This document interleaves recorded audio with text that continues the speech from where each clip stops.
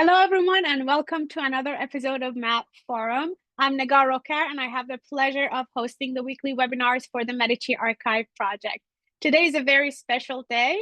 We're not hosting. SHEILA BARKER is back home, and we would like to welcome her.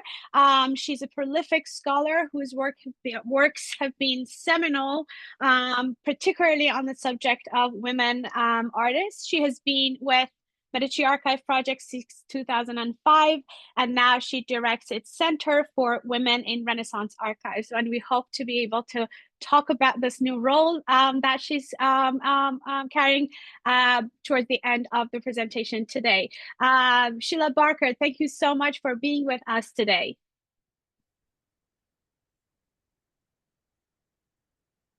SHEILA, do you hear me? Yes, great. Hi, great to have you. Hi, welcome back home. Thank you. Wonderful. SHEILA, what a great turnout. 71 people thus far have joined the session today. It is a pleasure and is an honor for me personally to have you, SHEILA. And now the screen is all yours.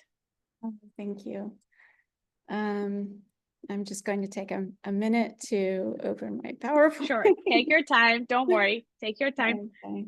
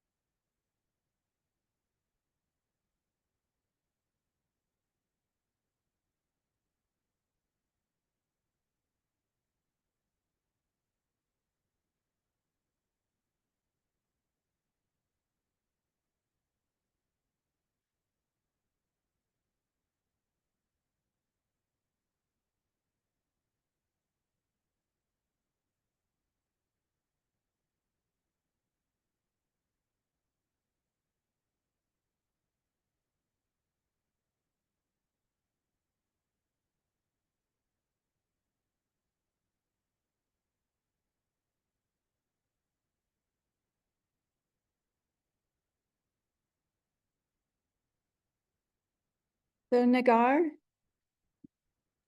Yes, SHEILA. Hi. Hi. I just want to, I know I'm sharing my full screen.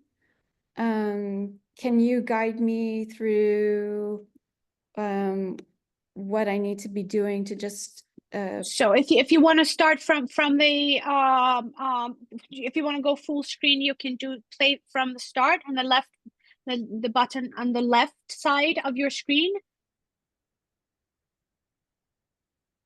No, to the left, to the left.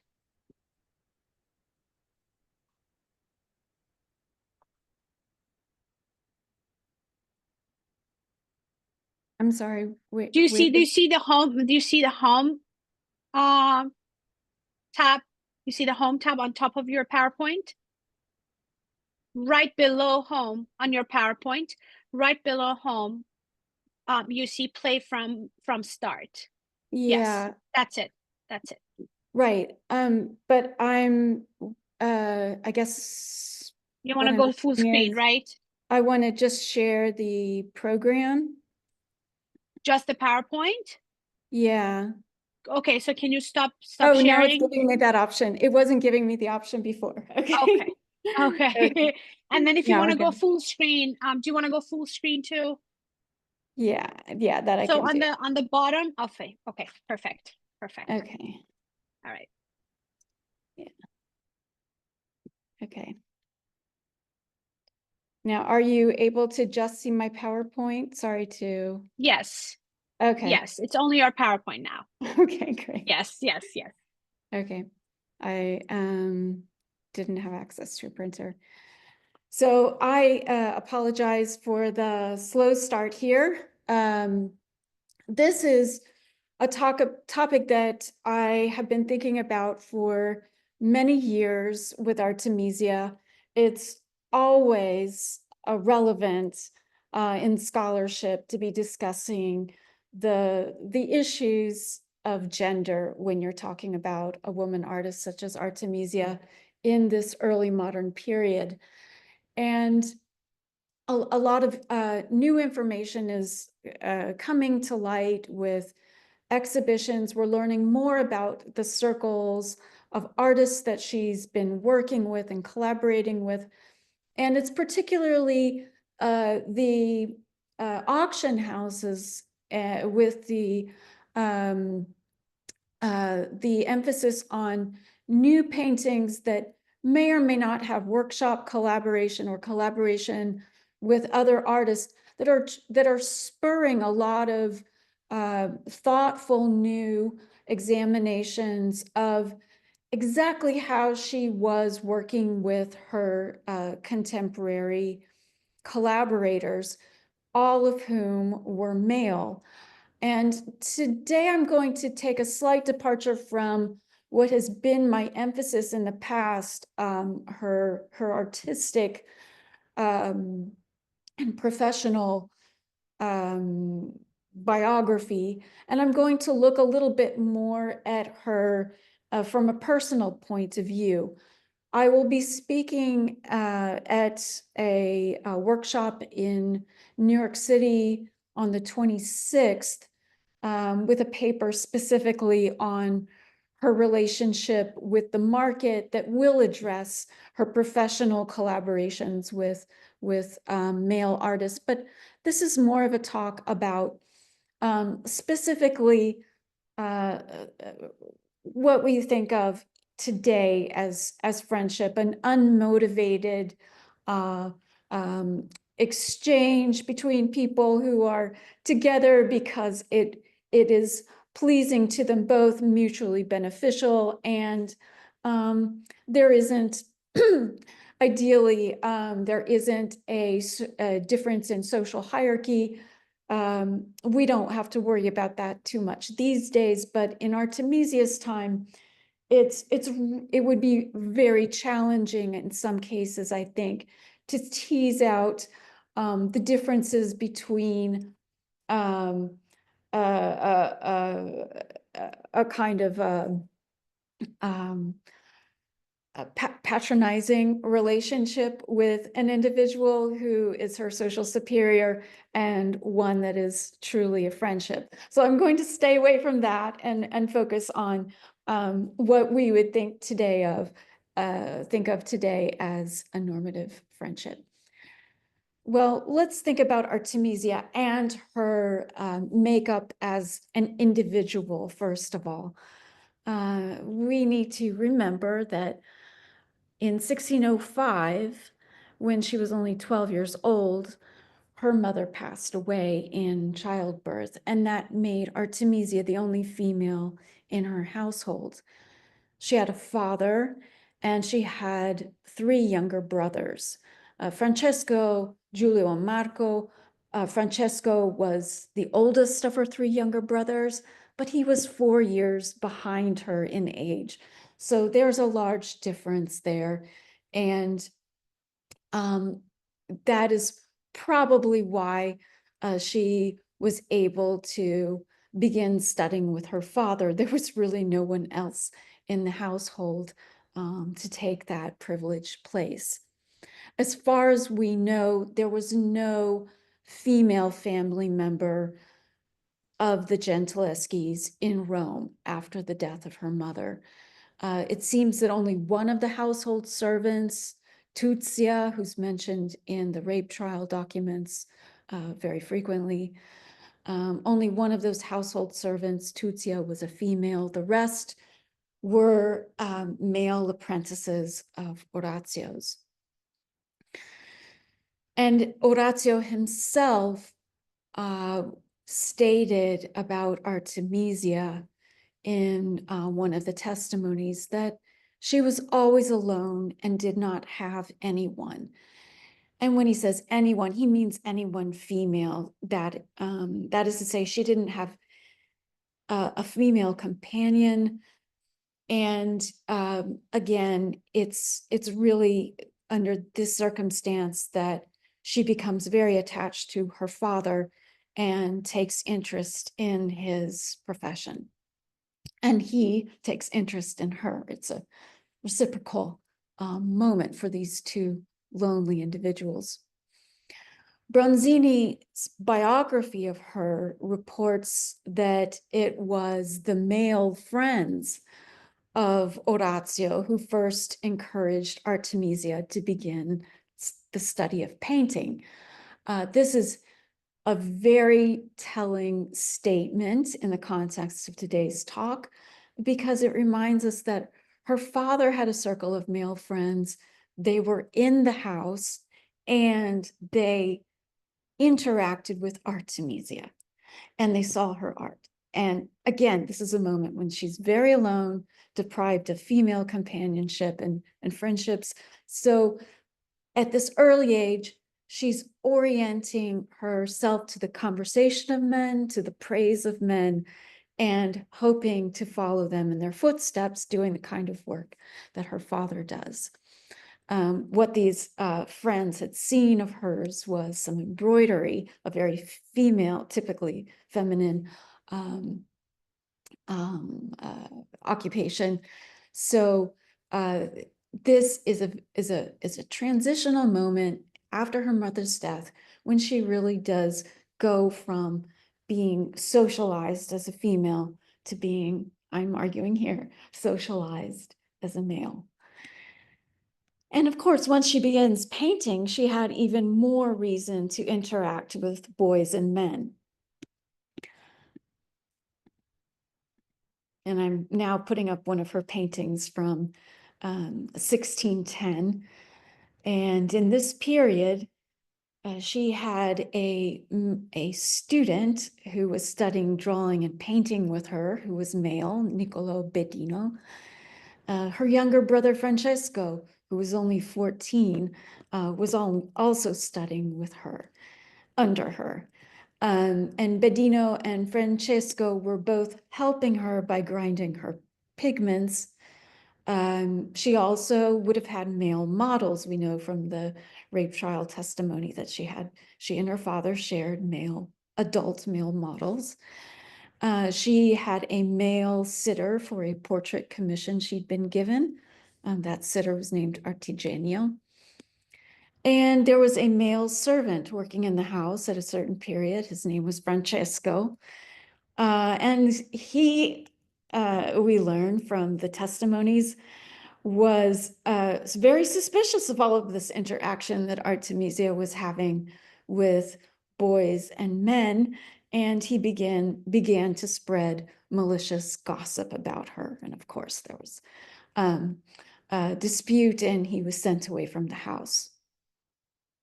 Then amidst all of this, she met one of her father's colleagues who took great interest in her, Agostino Tassi. He was 15 years her senior. And it seems that he offered to teach her the art of perspective painting. So again, socialized by a man, her only known teacher, other than her father. And he also, Tassi, besides teaching her, seems to have taken interest in her. We know he had romantic interest in her and assaults her sexually, but along with that, and the time frame is not quite clear because the sexual relationship with Tassi and Artemisia extends for many months after the rape. But he does introduce Artemisia to her first female friend, who is her own age. And this is the sister of his wife, the sister of Tassi's wife, Costanza Francini. All of them, along with another couple, the Quarlis, would sometimes go out in carriages and look at works of art in the city. So this is a very interesting time for Artemisia. she has already been, as I said, socialized largely in male company. Artemisia's father accused Tassi of deflowering his daughter criminally in 1612, and in the trial that followed, nearly all of the witnesses who were called to weigh in on Artemisia's reputation, because it needed to be determined whether she had a reputation for promiscuity, were men. All but Tuzia were males. And this in and of itself drives home the point that Artemisia's world was essentially masculine. Several of these men had seen her and over the years, and several of them had interacted with her and could comment upon her character and personality. So this is very unusual for women of her time. And I think it is a striking element in her biography. When she embarked on her independent art career in Florence at the age of 19, the world she knew best was Rome's circle of male artists, for whom friendship had been an integral part of professional life. There's been a lot of interesting work on this in recent years. The role of friendship in the life of 17th century Italian male artists first kind of became important in the Anglophone bibliography in the wake of Elizabeth Cropper and Charles Dempsey's co-authored book, Nicholas Poussin, Friendship and the Love of Painting, although there were many topics discussed in that book, but it really pushed friendship to the fore, especially friendship between artists and patrons. The topic has now begun to merge traditional biographical and patronage studies with emerging historical research within gender studies on male sociability. So it's becoming a topic that now one can study through theory and in addition to the anecdotes that have come down to us. And it's really a burgeoning field. There is an overwhelming amount of evidence regarding both the utility and the frequency of artist friendships, male artist friendships, especially in the 17th century, when we find patrons requesting bigger and bigger and more complex decorative programs that have to be executed in shorter and shorter timeframes, creating a need for artists to work together. And of course, to work together, they need to get along. And friendship is the lubricant for a very profitable business relationship. So we have maybe if the earlier Renaissance paradigm was competition between artists, by the time you get to the 17th century, it's really much more typical to hear talk about friendships between artists. Many of the surviving anecdotes in artist biographies testify to the frequency with which artists shared the cost of models and studios. The frequency with which they traveled with each other. Of course, it's much safer and economical to travel together, just as it is to share a model in a studio. But they also often married into each other's families. The aforementioned Agostino Tassi had his wife's sister marry the artists that he collaborated frequently with. So the friendships turn into family often. And we have many anecdotes of them, of artists, male artists enjoying jokes together, meals and music, and making portraits of each other. And I don't need to give you examples of those, but they are many. Claude Lorrain and Poussin and Sandrart and many of these artists in Rome who worked on landscape would take carriages into the countryside to sketch together. There are just wonderful stories that remind us of the importance that friendship as an institution began to have in the profession of art, and particularly painting in the 17th century.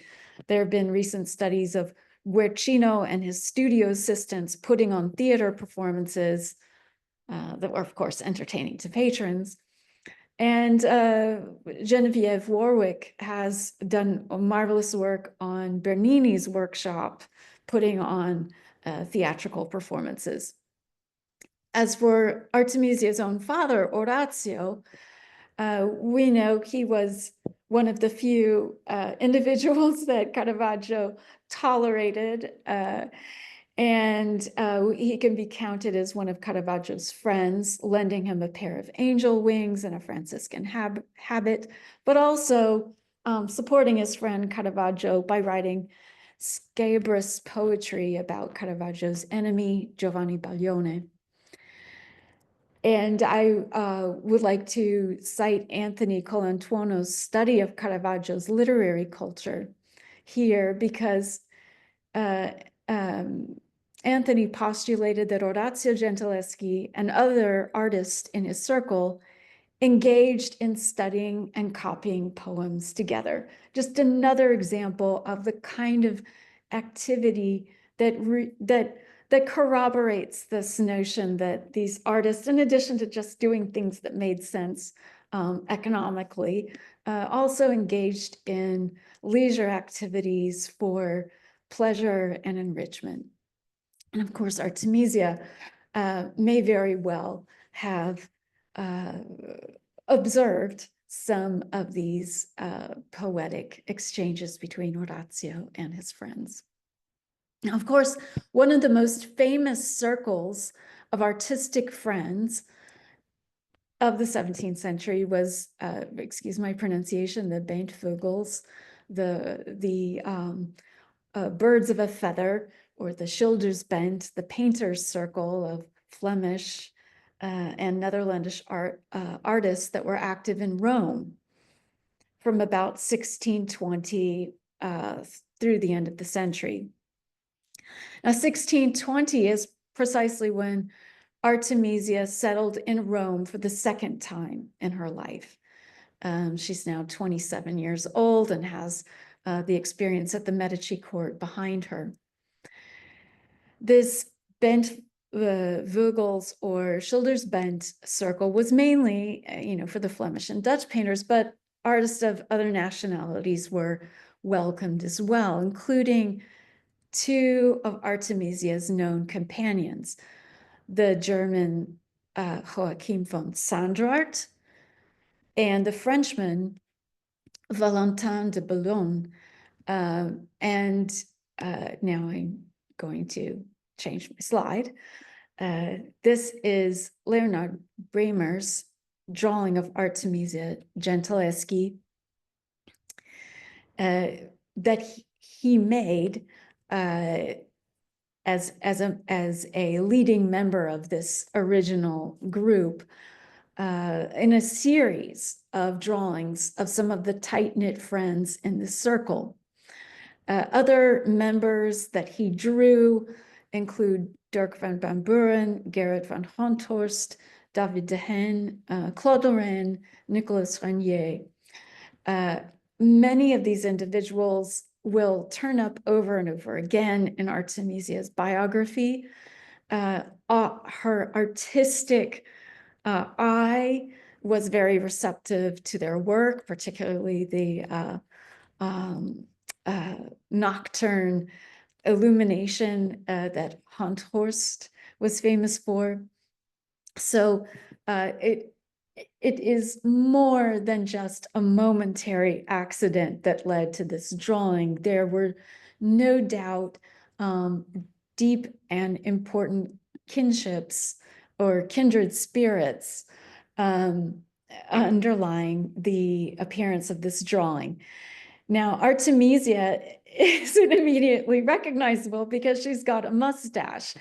And this is a wonderful joke, but I think it really needs to call our attention to the fact that among these other male artists, she was one of them.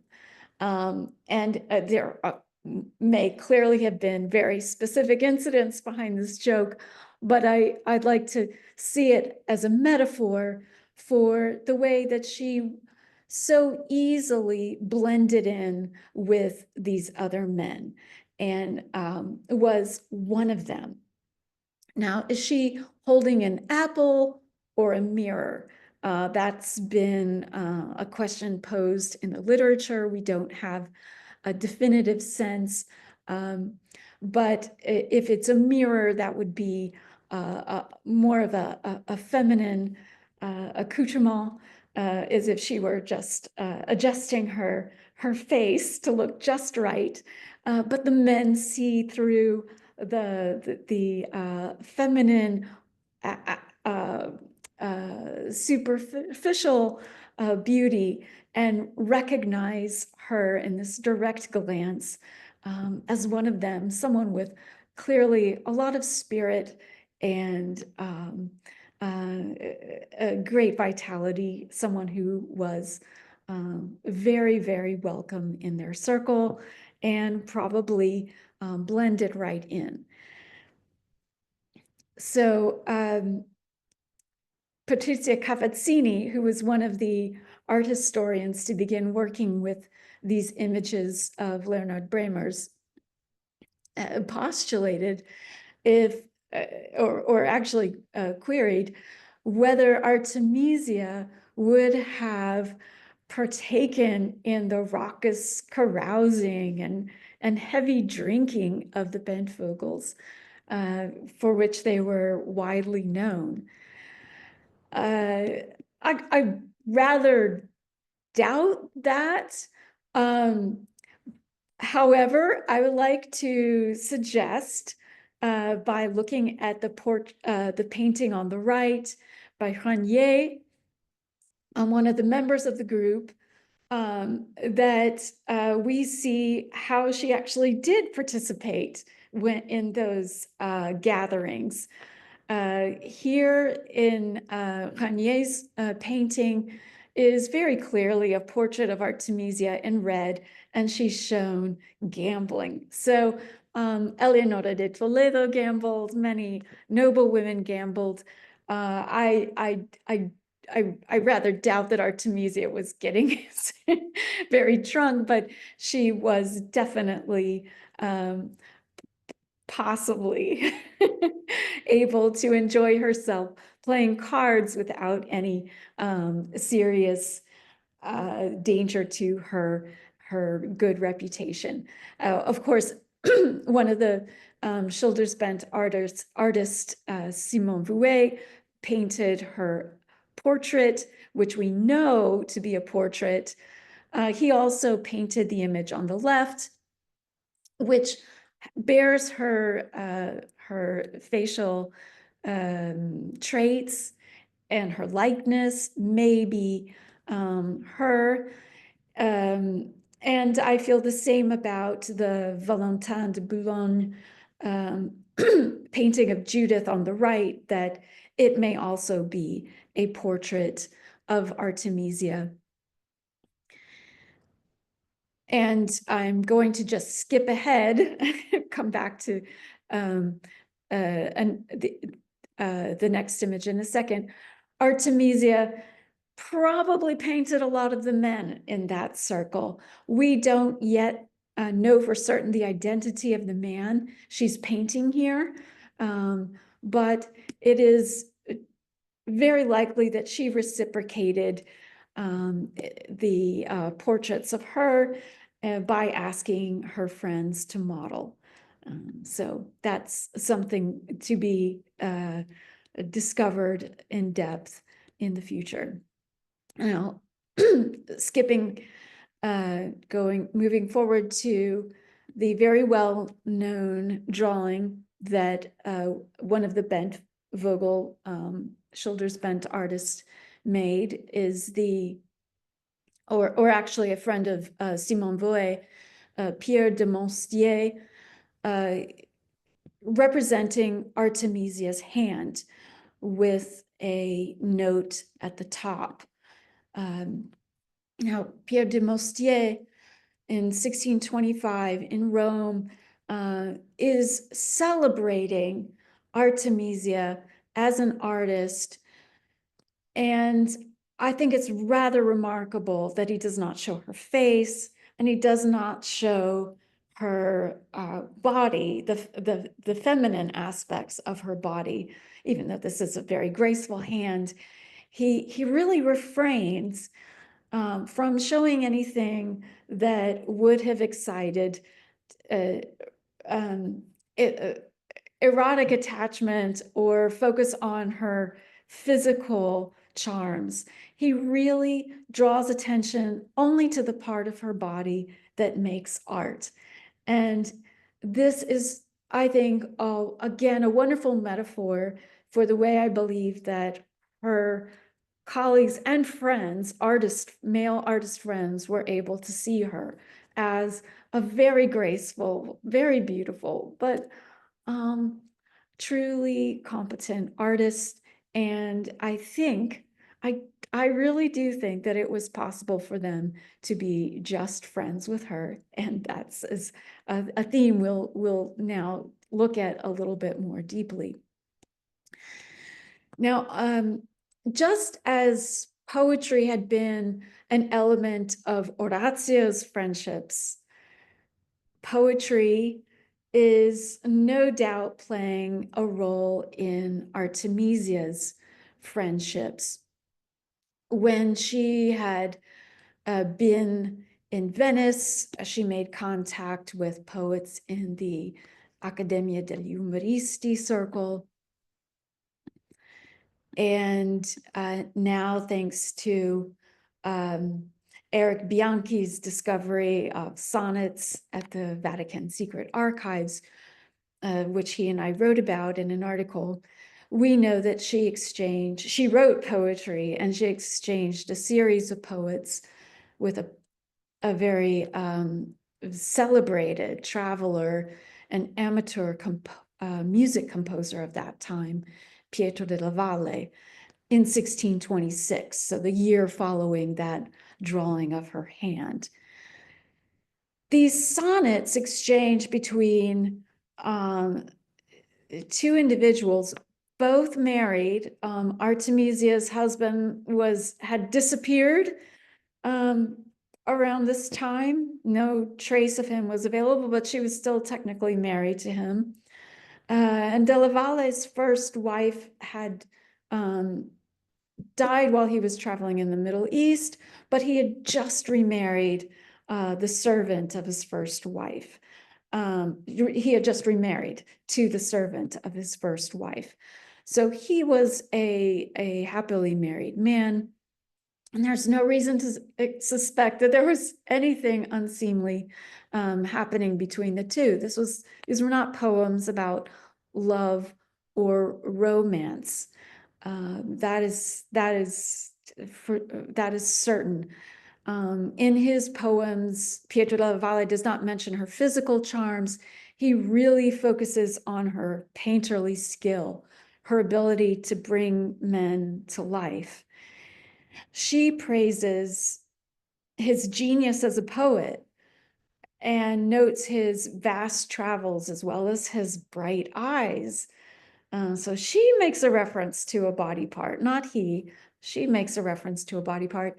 And she also employs a gentle metaphor referring to Della Valle's virility. So if anyone breaks the bounds of propriety in this platonic relationship, it's not the man, it's the woman, it's Artemisia, and it's all very within bounds.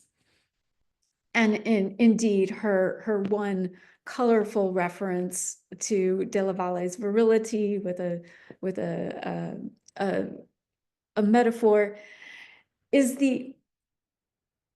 kind of a token insistence on a gender difference between the two. This is something I will develop in the rest of the talk.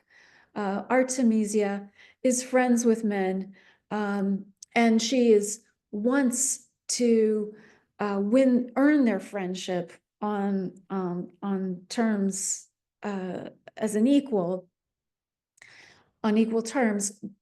But I will be arguing and suggesting that she does find it useful to insist on her femininity in certain ways and in certain places, but not in the nature of the friendship itself. I would like to recall in this at this moment a wonderful anecdotal testimony of one of Artemisia's many friendships with male artists, this time with the artist Romanelli. Now, art historians who work on her have dealt with this anecdote before in the context of the vexed question whether or not she ever painted still lifes. I'm going to put that aside and really just focus on the description of her friendship with another male artist. Now, apparently, this all took place while Romanelli was working for Urban VIII in Rome, so that would suggest that it's 1620 or earlier, but it could have also happened in 1630 when she passes through the city again. And in any case, Romanelli formed a virtuous friendship with the painter Artemisia, according to Baldinucci. And he gives us some details about how they bonded or what they bonded over. Finding himself frequently in her home for the pleasure that he took in seeing her paint and entertaining her in extremely pleasant discourses on art. In other words, she's painting, he's talking. He wanted to make a portrait of her. And at this point, Baldinucci goes on a bit talking about how she was known for painting still lifes of fruit in this period. So Romanelli suggested that she leave a little space in one of the paintings and he would paint her portrait amidst all the fruit. Now, I'm not going to get into the morass of whether or not she actually made still life paintings. I'm going to assume that Baldinucci and Romanelli knew more or less what they were talking about and that Baldinucci was not completely confused and thinking instead of a still life painter such as Giovanna Garzoni. So all of this is contestable, but as far as anecdotes go, I guess it worked in the context of what other people did know about Artemisia's relationships with other men. And the rest of the anecdote is actually quite funny, and I'll tell it because it's useful again. Romanelli's wife heard about this friendship, and Romanelli made the mistake of telling his wife all about how beautiful Artemisia was and going into great detail about her feminine charms rather than talking about her as an artist. His wife became outraged with jealousy, didn't believe that this was a virtuous friendship. And of course, she destroyed the canvas with the portrait in it or made a cut in it. I think what we can take away from this is that it does stand in testimony, this full anecdote, to the rarity of such professional, above board friendships between men and women of this period. It was obviously not possible for Romanelli's wife to believe that such a platonic relationship was possible. So I really do think that the overwhelming evidence is that Artemisia did frequently make friends with men, even though it was a danger to a woman's reputation for purity and honesty, especially when she was young. But when Artemisia was older, and especially once she had married, and relationships where men were somehow more possible, more innocuous, it became a major factor in her professional strategies. And in fact, I think that many art historians who work on her would agree that it was a major factor in her ability to stay in Naples and maintain a peaceful coexistence with other Neapolitan painters who were among the most territorial painters in Italy. And previous foreigners who'd gone to Naples to paint, including Domenichino, had been chased away, made to feel quite unwelcome. Artemisia's skills at reaching across national differences and charming the male painters of Naples probably has a lot to do with the fact that she did live there and work from 1630 until her death around 1654. And it's really only once that she complains about another painter. And in that case, it's probably Giovanni Andrea Coppola, although she does not name names. She feels that an artist stole a design of hers and went ahead and took a commission based on her design. Coppola was not a Neapolitan painter. He was from Tuscany. So it all just goes back to my point that she had a very good relationship with the Neapolitans. If the biographies are to be believed, she allowed an older painter, Massimo Stanzione, born in 1585. She was born in 1593, so there's a 8-year difference between them, to paint in her studio and observe her painting, observe her coloristic techniques. So this is interesting. There are now 2 known cases of male artists coming to her studio to watch her paint. Stanzione had ties of friendship with Artemisia due to her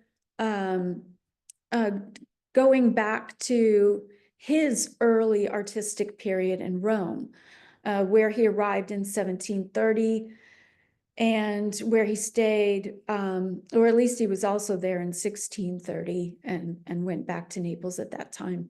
But he was working, Stanzione was working under Gerrit von Honthorst, one of these Schilderband artists. So the circle tightens. Stanzione's biographer, De Domenici, makes a point of noting the friendship between the two. And he claims that Stanzione and Artemisia traveled from Rome to Naples together in 1630. Again, traveling together is a key feature of friendships in this period. That friendship was returned when Stanzione invited Artemisia to take part in a commission he'd received to make a cycle of paintings of the life of St. John the Baptist for Philip IV Buen Retiro Palace, and this painting of the birth of St. John the Baptist as her contribution. Now, she had many collaborators among the artists of Naples, Cavallini, Palumbo, several others who focused on landscape. I don't know if they were her friends, but certainly there were felicitous professional relationships over many decades. So she was able to work very well with her colleagues, and in some cases have these additional friendships. And just to underline how her friendships would play out over the years, she had met Sandrart in Rome in the 1620s. He then goes many places, back to Flanders. He goes to London, works for her father, perhaps mentioning that he already knew Artemisia from Rome, but he catches up with her in Naples in 1631, and he gives Artemisia a painting. And if this other painting of also of the death of Cato is indeed by Artemisia, then she may have reciprocated somehow. But Artemisia definitely exchanged paintings and kept up with her artist friends over the years, especially in Naples, where her independence is solidified through her friendships and working relationships with the male artist around her.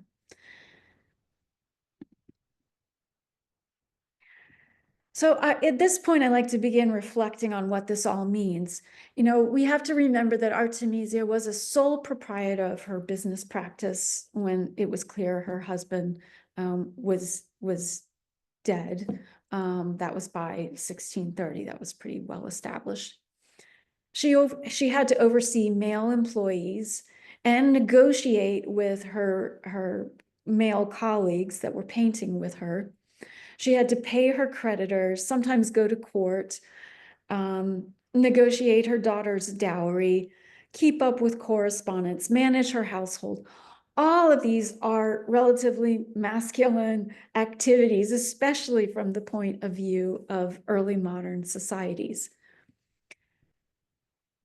And I think I've shown in the course of what I've said so far that it was professionally necessary as well as natural for Artemisia to make friendships with men, even more so than with women. We certainly have more evidence of her having had friendships with men than with women. There are a few known friendships with women, but very few. It is fascinating in this context that I believe Artemisia, and here I'm not saying anything new, but I believe that Artemisia is feminizing herself in her artwork. She's always appearing in beautiful silk dresses, even in the guise of, if that is her, slaughtering Holofernes, always wearing silk dresses, wearing precious jewelry, with her lovely hair falling artfully around her face, and sometimes, as in this picture here, as a lute player with her cleavage heaving and exposed, almost always playing the role of the beautiful seductress. So this is Artemisia feminizing and sexualizing herself. This is the fantasy that she produced for her highly prized artworks. But I would argue that her patrons and her colleagues recognized that Artemisia, the artist, was already assimilated into the masculine art world as if she were a man. Adelina Modesti has studied the language with which Artemisia's contemporaries celebrated her, and by comparison, the language used to celebrate Elisabetta Sirani. She showed that that language is very gendered, but in a masculine vein, and that both artists were, both of them were granted artistic gifts in line with the abilities and faculties closely associated with men, male artists. The Neapolitan poet Girolamo Fontanella referred to her dotta mano, so her learned hand. Italians are very sensitive in poetry and in painting to the gendering of nouns. And I think that mano is an ideal metaphor or synecdoche for Artemisia as a whole, because as a word, it ends with an O, the masculine O, but it's a feminine noun. So that what it embodies, hand as a word, mano in Italian, embodies that tension between masculine and feminine that Artemisia embodies as a socialized person. Baldinucci praised Artemisia's Aurora painting for demonstrating both her ingegno, her intellect, and her mano, her skill.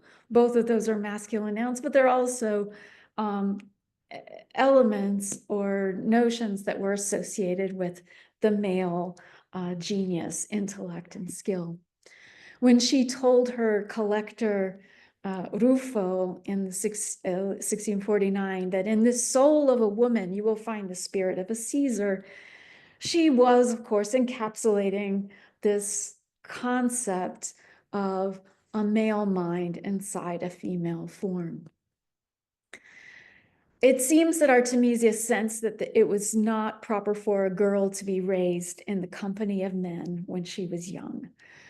In a biography that Bronzini wrote about her sometime around 1617, 1620, when she was at the Medici court in her late 20s, she circulated, together they circulated a false narrative that places her in a convent during her youth, completely contained within a female feminine world. But of course, that's the opposite of how she was raised. It hides the reality, the fascinating reality that Artemisia was socialized among men and a part of that world. And I think it's still hard for people to conceive of that today. And as I end my talk, I'm going to explain a bit why this is now such a timely topic. Largely in the past, if I can paint with broad brushstrokes, some of the biographical reviews of her have put her in an adversarial position vis-a-vis men of her time, as a victim or as someone who resents male patriarchy. I'm not going to say that that's completely wrong, but I am arguing that there's a place for friendship as well. And then there is a new contingent, or a very rooted contingent that will not go away, that argues that Artemisia only had romantic relationships with men and sees them all in the framework of her adulterous affair with Francesco Maria Maringhi, to whom she wrote those very, very explicit love letters. It was recently proposed by Gianni Papi in his essay for the restoration of the fresco Allegory of the Inclination, that in his opinion, or he proposes this as a hypothesis, the reason Artemisia was paid 3 times more for her painting, ceiling painting, with respect to other ceiling artists by the patron Michelangelo Buonarroti the Younger, was because A, she was asked to appear nude, and B, he hints that there was some inappropriate relationship or love interest or obsession on the part of the patron towards Artemisia, and that this inappropriate fixation was a cause of scandal for the successive generation of the family, and that was the reason it was censored and the fabrics were painted by Volterrano. Now, it's perfectly possible that the family, the next generation of the family simply didn't approve of nudity in the house. There's no reason to suspect that Michelangelo Buonarroti had any inappropriate attachment to Artemisia, or that he paid her to present herself nude. I find this a little bit troubling and disturbing, because it also overlooks the fact that Buonarroti was godfather to Artemisia's stillborn child, Angela. She had an amicable relationship, I would argue, asking him to be a godfather to her daughter, just in the same way that Artemisia had an amicable relationship with Cristofano Allori, the painter who made this portrait on the right of Michelangelo Buonarroti. Allori and Artemisia were both godparents together of the daughter of a male painter, a very minor male painter named Annibale Carotti. And Artemisia asked Cristofano Allori to be the godfather to her son, Cristofano, who only lived a few years. But this was a typical sign of friendship and a kind of patronage relationship among individuals. And it's also a wonderful a friendship between Artemisia and Michelangelo Buonarroti would have been an important moment for her development as a poet. I have hypothesized that Artemisia saw Michelangelo's editorial work on his uncle's poems at this time. They hadn't been published yet, but perhaps she knew that he had praised his famous uncle's poems for having ornamentation, novel and fitting, meaning naturalistic metaphors, appropriate epithets, correspondence between their different parts, sweetness and grace. I think that that's really actually a great description of Artemisia's own painting style at this time. There are just many, many more reasons to assume that Artemisia and Michelangelo Buonarroti had a perfectly rich conversational friendship and discourse that would have enhanced his appreciation for her art. So I'd just like to wrap up there and thank everyone for their attention, and maybe I have a few slides in reserve in case there are any questions. Thanks, Nagar. Thank you, Sheila. I wish we could, this talk just could go on and on and on. I was just trying to absorb everything that you said.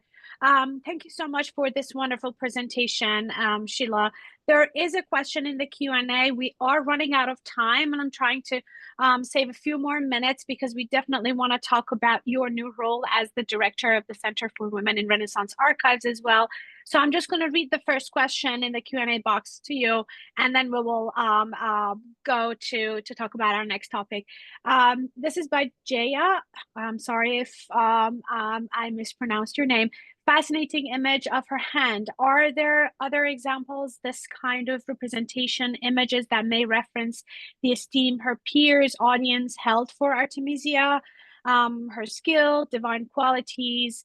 Were there other artists or her contemporaries depicted in this way? Grazie. In terms of the representation of hand, I guess. Single hand, not that I can think of. But someone in the audience will certainly have an idea. I know, of course, Properzia de Rossi was celebrated verbally by Vasari for having soft and beautiful hands, despite the fact that she was a sculptor. But I think that this isolation of the hand and the celebration of the hand, if anything, should remind us of reliquaries, speaking reliquaries of saints. You know, if there's a hand bone, an arm bone, it would be encapsulated in a sculptural container shaped like a hand. I've seen, or an arm. I've seen those. It was a kind of a sanctification of the hand that produced the marvels of Artemisia's paintings. Right. It also, it's not the same, but it also reminds me of the self-portrait by Rembrandt, where he has like his hand is more like lightened with, kind of an emphasis on the role of the hand, but as a creator. But it's definitely not the same. This is much more highlighted here. Sophie is asking, great talk. Is there a way to sign up for updates on Sheila Barker's future lectures in this and other venues? So definitely in our newsletter, we will give updates about future lectures and talks, and also our website, I guess. Sheila, do you have any other platforms that you think our audience can follow your work on? I will be updating the website for the Center for Women in Renaissance Archives, and we will have a workshop on September 26th. I don't know if that will be if there will be a broadcast element attached to it. But there are also plans to perhaps have a series of lectures on Bronzini following that. So I will definitely, the answer is keep an eye on the Medici Archive Project's webpage for the Center for Women in Renaissance Archives. Right, yes, I have actually copied the link in the chat, and I'm also going to put it in a separate message here.